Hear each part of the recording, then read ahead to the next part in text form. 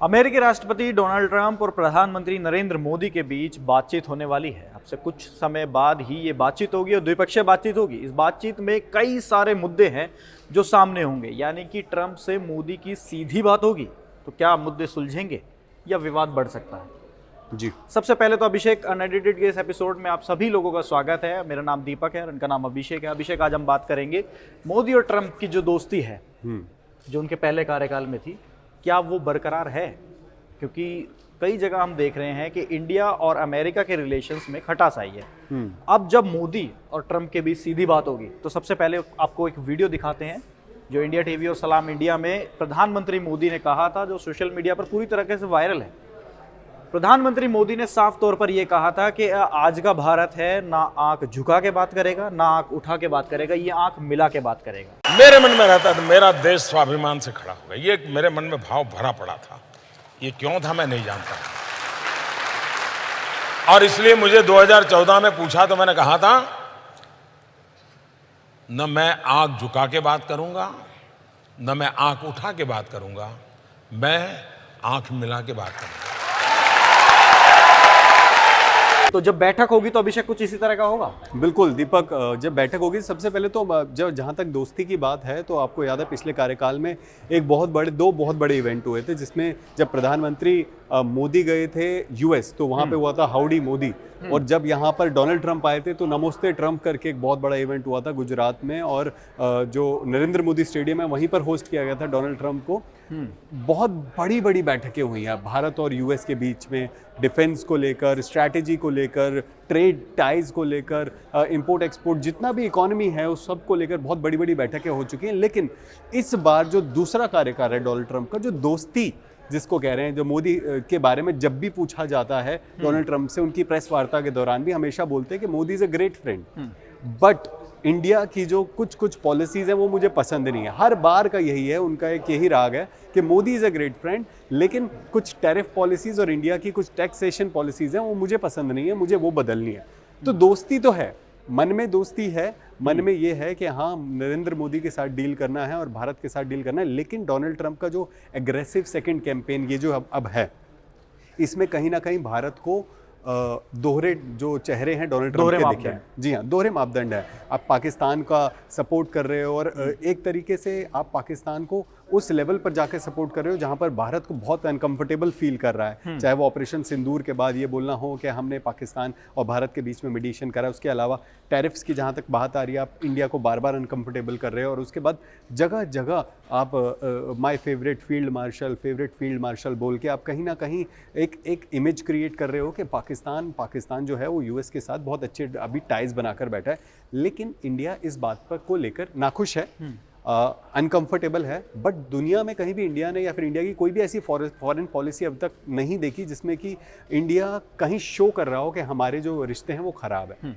तो अब जो रिश्ते खराब हो रहे हैं, हम एक बार लिस्ट भी हमने जो स्लाइड्स बनाई उस सब में दिखा देंगे दीपक, के आखिर जब प्रधानमंत्री मोदी और डोनाल्ड ट्रंप इस बायलैटरल मीटिंग में ऑलमोस्ट 1.5 साल पहले जब डोनाल्ड ट्रंप आए थे अपनी प्रेसिडेंसी पे, तो प्रधानमंत्री मोदी उनसे वार्ता करने गए थे। हालांकि बायलैटरल वार्ता नहीं थी, मतलब थी एक कॉन्ग्रेचुलेटरी वार्ता थी जिसमें कि उन्होंने कुछ तोहफे दिए थे, बहुत अच्छा वार्म वेलकम हुआ था प्रधानमंत्री का व्हाइट हाउस में। और आज जो है 1.5 साल बाद एक सीरियस नोट पर बहुत सारे मुद्दे डिस्कस किए जाने हैं।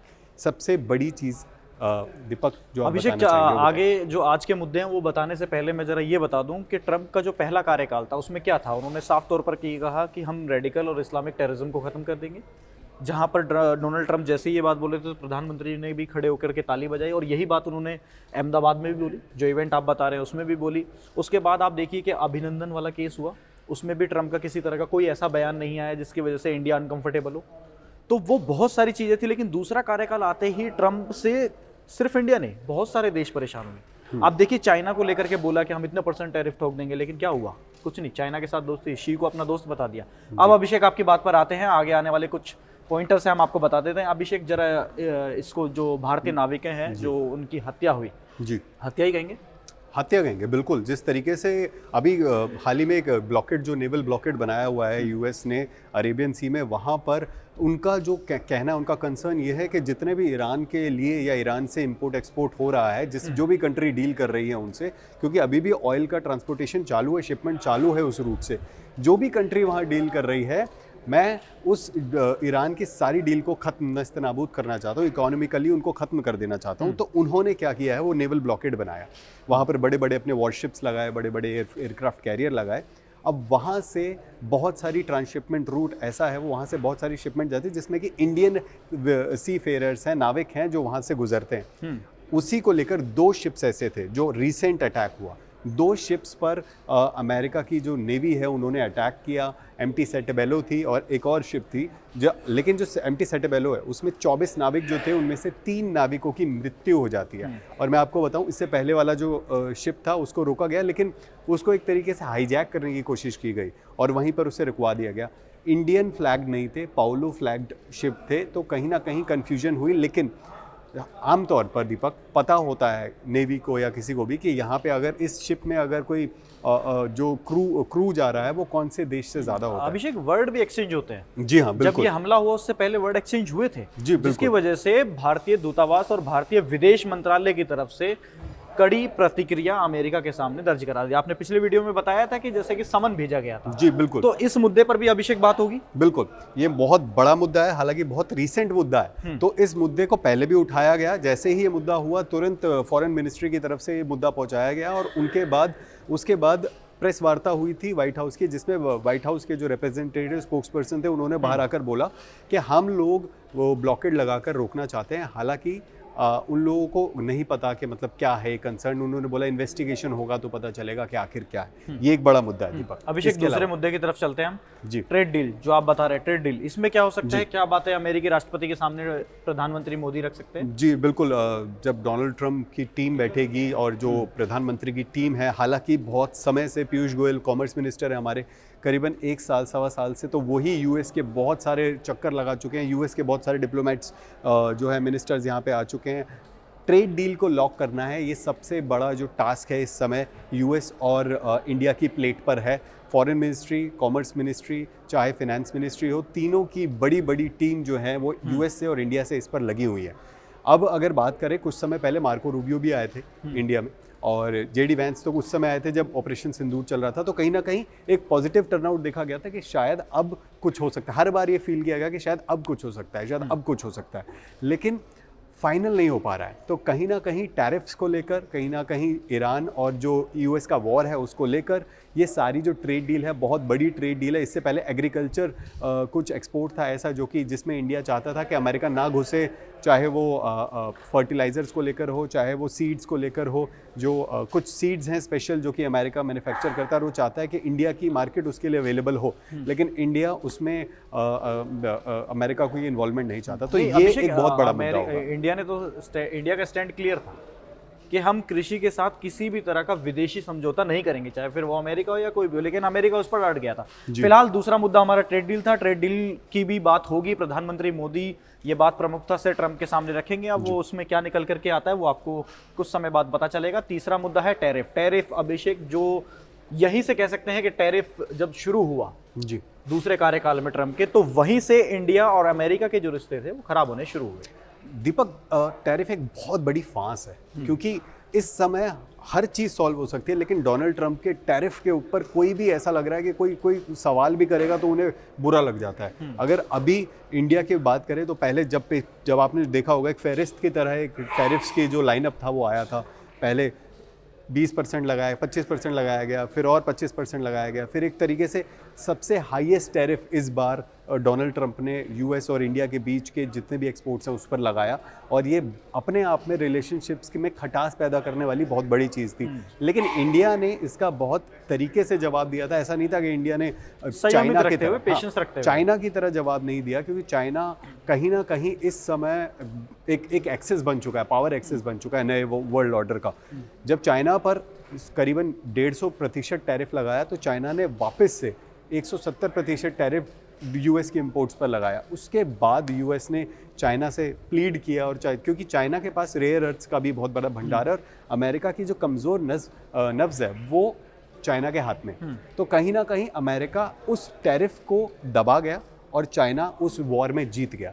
लेकिन इंडिया उस वॉर में आज कहाँ है, ये इंडिया को और यूएस को बैठ के डिसाइड करना है। कहीं ना कहीं हम उस वॉर में पीछे। अभी हाल ही में भी एक प्रेस कॉन्फ्रेंस हुई थी जिसमें डोनाल्ड ट्रंप ने फिर से इस बात को बोला था कि मोदी बहुत अच्छे दोस्त हैं, लेकिन American products, American specially Harley Davidson के बारे में बोला था कि ऐसे प्रोडक्ट्स है, हार्ले डेविडसन हो गया और उनके जो प्रोडक्ट्स इंडिया में आते हैं उन पर डबल टैरिफ लगता है और उस टैरिफ की वजह से ये प्रोडक्ट्स इंडिया में बिक नहीं पाते। देखिए, अमेरिका के जो राष्ट्रपति है ना, वो एक जिद्दी बालक की तरह जिद करते हैं, तो उनकी बातों पर आप विश्वास तो नहीं कर सकते, क्योंकि ऑपरेशन सिंदूर के बाद से हमने कई दफ़ा देखा कि कभी वो संख्या जेट्स की कभी कितनी बताते हैं, कभी कुछ बताते हैं, कभी वो कुछ और कह देते हैं, चाहे वो चाइना के लिए हो, फिर चाइना के राष्ट्रपति के लिए हो, कि उन्होंने ही तो कोविड वायरस बताया था जी, कोविड वायरस को चाइना वायरस बताया था, वुहान वायरस बताया था, और आज जाकर के शी से मिल रहे हैं। उन्होंने ही पाकिस्तान को लेकर के टेररिस्ट को लेकर के बोला कि आपको ये टेररिस्ट कैंप जो खत्म करने पड़ेंगे, फिर फील्ड मार्शल और इस तरह की बातें। फिलहाल अभिषेक तीसरा मुद्दा टैरिफ था जी, टैरिफ पर बात होगी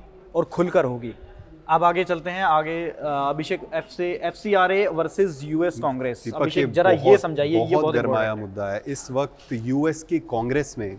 मतलब आप सोचेंगे कि शायद और बड़े मुद्दे वहाँ पर डिस्कस किए हो, लेकिन FCRA इस वक्त इतना गरमाया मुद्दा है यूएस और इंडिया के बीच में। बेसिकली फॉरेन फंडिंग से रिलेटेड इंडिया एक नया बिल लेकर आ रहा है। जितनी भी NGOs इंडिया में है और उनमें जितनी भी फॉरेन फंडिंग्स होती हैं उसको लेकर रेगुलेशन करना चाहता है इंडिया, और इंडिया की पार्लियामेंट में ये बिल ऑलमोस्ट हो भी चुका है। बातें चल रही हैं, लेकिन इसको लेकर अब लोग सोचेंगे कि यूएस क्यों परेशान है। तो मार्को रूबियो भी अभी पिछले, अगर मैं आपको याद दिलाऊं, मार्को रूबियो आए थे इंडिया में, बहुत अच्छा स्वागत हुआ उनका, स्वागत हुआ, लेकिन आए थे और आने के बाद सीधा उतरे थे वेस्ट बंगाल में। वेस्ट बंगाल में क्यों उतरे थे? वेस्ट बंगाल में मदर टेरेसा का बहुत बड़ा NGO है, बहुत बड़ा ऑर्गेनाइजेशन है, बहुत बड़ा हब है। वहाँ पर मदर टेरेसा के जो जितने भी क्रिश्चियन NGOs हैं, एक तरीके से उनकी चेन है पूरी। अब वहाँ पर जितनी भी फॉरेन फंडिंग आती है तो उन पर सरकार की अब पैरी नज़र है। सिर्फ उसी पर नहीं, चाहे वो कोई हिंदू हो, चाहे मुस्लिम हो, चाहे क्रिश्चियन हो, हर धर्म की बात कर रहे हैं आप। लेकिन अमेरिका बहुत ज़्यादा परेशान है। अभी रिसेंटली यूएस की कांग्रेस में रिपब्लिकन्स और डेमोक्रेट्स ने साथ में मिलकर इसके अगेंस्ट आवाज़ उठाई थी। एक मुद्दा छेड़ा था कि इंडिया में जो FCRA पास किया जा रहा है, हम इसके अगेंस्ट है, और ये मुद्दा वो यूएस कांग्रेस की पार्लियामेंट में छेड़कर डोनाल्ड ट्रंप तक पहुंचाना चाहते हैं, ताकि वो इंडिया तक इस बात को कहें और FCRA के अगेंस्ट, ताकि FCRA पास ना हो पाए, इसके अगेंस्ट वो कुछ रूल्स एंड रेगुलेशंस ला सके। लेकिन मैं आपको बता दूं दीपक, FCRA किसी एक कम्युनिटी या एक रिलीजन के ऊपर नहीं, हर रिलीजन के ऊपर इसकी जो है पैनी नज़र है कि जितनी भी फॉरेन फंडिंग्स आती है, अब चाहे वो फॉरेन फंडिंग्स किसी नेक काम के लिए आ रही हो, चाहे किसी और काम के लिए आ रही हो, अब वो कोई और काम कुछ भी हो सकता है। कैसी भी गतिविधि भारत में जो होती हैं, कई गतिविधियाँ ऐसी होती हैं जिनको ट्रैक कर पाना बहुत मुश्किल होता है, लेकिन उनको मॉनिटर करना अब भारत की सरकार ने उसके लिए ये बिल लागू किया है। अमेरिका बहुत परेशान है इससे, सारे कम्युनिटीज़, क्रिश्चियन कम्युनिटीज़ वहाँ की बहुत विचलित है। देखिए अभिषेक, बेसिकली बात ये है कि जब 2014 में नरेंद्र मोदी आए थे तो उन्होंने 2 से सवा लाख NGO ऐसे थे जो बंद कराए थे उनकी सरकार में। क्यों? क्योंकि वो ये NGO थे जो अभिषेक भारत के अंदर धर्मांतरण का बहुत लंबे समय से और बहुत वाइल्ड होकर के, मतलब एक तरह से बहुत वाइडली कहें तो बहुत बड़े पैमाने पर कन्वर्जन चल रहा था। तो इन NGO का बहुत बड़ा योगदान भी था और उसमें पुरानी सरकारें भी लिप्त थी। कुछ मंत्रियों के भी नाम सामने आए थे। नरेंद्र मोदी ने सार्वजनिक मंच पर इस बात को कहा भी था। अगर रेगुलेशन होता है तो इसमें प्रॉब्लम क्या है? अगर कोई NGO के पास किसी तरह का पैसा आ रहा है या विदेशी फंडिंग हो रही है, तो क्या आपको नहीं पता अभिषेक श्रीलंका में सरकार कैसे गिरी, बांग्लादेश में सरकार कैसे गिरी, नेपाल में तख्तापलट कैसे हुआ? जो अगल बगल वाले देश हैं, क्या वो ऐसे ही हो गया? तो वो विदेशी फंडिंग होती है और बहुत सारे आंदोलन अभिषेक भारत के अंदर ऐसे हुए हैं जिसमें विदेशी फंडिंग हुई है। बिल्कुल आपकी बात बिल्कुल सही है। आपने वही सटीक बात बोली जो शायद लोग सुनना चाह रहे होंगे इस वक्त, कि एक्चुअली में FCRA किस लिए आ रहा है। अब इस बिल को लेकर जो कंट्रोवर्सी है इंडिया में तो नहीं है, लेकिन बाहर बहुत ज़्यादा है। तो इसको लेकर दीपक बहुत इंपॉर्टेंट बात ज़रूर होगी, जो भी द्विपक्षीय वार्ता वहाँ पर होने वाली है। उसके बाद ईरान और US का वॉर, जी, फिर से एक डेडलाइन दे दी गई है कि 19 तारीख को, आने वाली 19 तारीख को ये वॉर खत्म हो जाएगा और जो फाइनल आउटपुट है वो निकल करके आएगा। जी। तो हो सकता है अभिषेक, जैसे कहा जा रहा था, ईरान के एम्बेसडर ने भारत में ये कहा था कि भारत एक ऐसा देश है और प्रधानमंत्री मोदी एक ऐसे नेता हैं जो दोनों देशों के बीच समझौता करा सकते हैं। जी। यही बात अगर रशिया और यूक्रेन की बात करें तो उस समय भी ये बात बोली गई। तो कहीं ना कहीं अमेरिकी राष्ट्रपति को ये बात चुभी जी कि प्रधानमंत्री मोदी या भारत कैसे समझौता करा सकता है। जी, जहाँ तक मेरा सोचना है, मैं तो ये कहूँगा, अगर आप शहबाज शरीफ को और आसिम मुनीर को समझौता कराने के लिए बैठा सकते हो तो ये तो बड़ी ही छोटी सोच की बात है कि आप पाकिस्तान के साथ जिनको समझौता गल्फ कराना कंट्री चाहते हो। सीरियसली नहीं ले रहे। बिल्कुल, आप उनसे समझौता कराने चले गए। भारत तो ऐसे समझौते में बीच में भी नहीं घुसेगा जहां पर पाकिस्तान जैसे इंडिया देश के स्टैंड जाकर। तो अभिषेक क्लियर है ना। बिल्कुल बिल्कुल कि हम ना कश्मीर के मुद्दे पे थर्ड पार्टी चाहते हैं और ना हम किसी मुद्दे पे, हम शांति की बात करते हैं। भारत बिल्कुल। का एक स्टैंड है, वो है शांति। बिल्कुल, अगर आप डोनाल्ड ट्रंप की बात करें,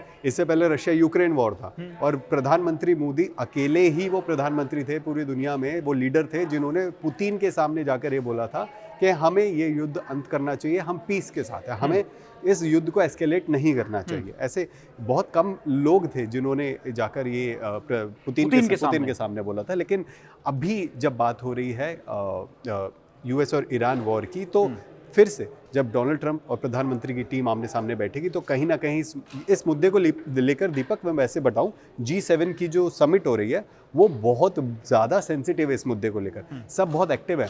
फ्रांस, ब्रिटेन, इन्होंने पहले ही एक प्लान बना लिया है। एक्चुअली फ्रांस ने पहले भी एक प्लान दिया था, लेकिन बाद में ब्रिटेन ने जब ज्वाइन किया तो इन्होंने एक प्लान बनाया है अपने शिप्स को वहाँ से निकालने का, स्ट्रेट ऑफ हॉर्मुज से। अगर ये वार नहीं रुकता तो, अगर ये वॉर रुक जाता है तो बहुत अच्छी बात है, G7 के बाद शायद कुछ बड़ा सामने आए। लेकिन अगर ये वॉर नहीं रुकता है तो फ्रांस ने और ब्रिटेन ने एक प्लान बनाया है जिससे कि वो अपने शिप्स को एयरक्राफ्ट कैरियर और वॉरशिप्स के मदद से उस स्ट्रेट से बाहर निकालने का। अभिषेक, अब देखिए आपने बहुत अच्छा पॉइंट उठाया। अब यहीं से आप समझिए कि भारत क्यों विश्वगुरु कहा जाता है। आपने देखा होगा रशिया यूक्रेन का युद्ध चला था, उसमें पाकिस्तानी जो छात्र थे उनको भी भारत लेकर के आया, नेपाल के छात्र थे उनको भी लेकर के आया। मतलब जितनी भी कंट्रीज में जो कंट्री युद्ध में चली गई, चाहे वो इजराइल वाला हो या फिर पोलैंड से जितने भी छात्रों को निकाल के लाना हो, उसमें श्रीलंकन छात्र हो या फिर नेपाल के छात्र हो, तो आप समझिए एक तरफ आप सिर्फ अपने देश के बारे में सोच रहे हैं, एक तरफ आप पूरी दुनिया के बारे में सोच रहे हैं। बिल्कुल बिल्कुल।